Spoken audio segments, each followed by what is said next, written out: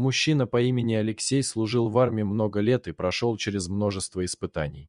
Но самой суровой проверкой для него стала война в Чечне. Все, что он видел и пережил во время боевых действий, оставило в его душе глубокие шрамы. Но он не сдавался, и когда в 1996 году война наконец закончилась, Алексей вернулся в свое село, решив начать новую жизнь. Леха, как его называли друзья и сослуживцы, стал ветераном боевых действий. За свою службу он получил множество наград и в прибавок много денег. Это привлекло внимание окружающих, и вскоре Алексей стал почти самым богатым человеком в глухой деревне. Его дом стал символом успеха и процветания, а его просторные земельные участки были образцом роскоши для местных жителей. У Алексея был верный друг, Алабай по кличке Шторм. Этот пес был его верным спутником на протяжении многих лет, как в военное время, так и в мирное. Шторм был не только преданным и храбрым, но и невероятно умным. Он всегда чувствовал настроение Алексея и был готов броситься на помощь в любую минуту. Однажды вечером, когда Алексей сидел на веранде своего дома, он почувствовал странную тревогу. Что-то сказывалось на его инстинкте, и он понял, что что-то необычное происходит. Внезапно, из-за зарослей кустарника, во двор вошла группа мужчин. Узнав бандитскую братву, Алексей понял, что его жизнь в опасности.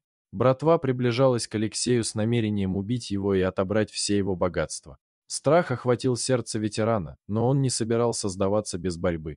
Но в момент, когда его уже поставили на колени, внезапно раздался лай. Это был Шторм, который, будучи невидимым, скрылся в кустарнике. Храбрый пес решил защитить своего хозяина, несмотря на опасность. Он не смог стерпеть, что кто-то собирается причинить вред Алексею. Шторм набросился на бандитов, покусал их и сумел отвлечь их внимание. Этот момент хватило Алексею, чтобы воспользоваться своими военными навыками и защититься. Бой был жестоким и кровавым, но Алексей смог одолеть всех нападавших. Братва, испугавшись отваги и силы ветерана, быстро покинула его участок, оставив за собой лишь следы страха. Алексей, сидя на коленях и оглядываясь по сторонам, понял, что его верный друг спас его жизнь. Шторм вернулся к нему, виляя хвостом и ощущая гордость за свой подвиг. Алексей обнял пса, сильно трепещущего от волнения, и понял, что без него он был бы погибшим. С тех пор Алексей и Шторм стали еще более неразлучными. Они продолжали жить в своем доме, но теперь они были еще более осторожны и бдительны. Легенда о их подвиге распространилась по всей деревне, и Алексей стал символом силы и храбрости для всех. Мужчина по имени Алексей и его верный Алабай Шторм продолжали защищать свою землю и свое село от зла. Они стали символами надежды и выносливости, их история вдохновляла людей на преодоление трудностей и несение справедливости. История Алексея и Шторма стала легендой, которую рассказывали от поколения к поколению. Она навсегда останется в сердцах людей, напоминая им о силе веры, дружбе и отваге.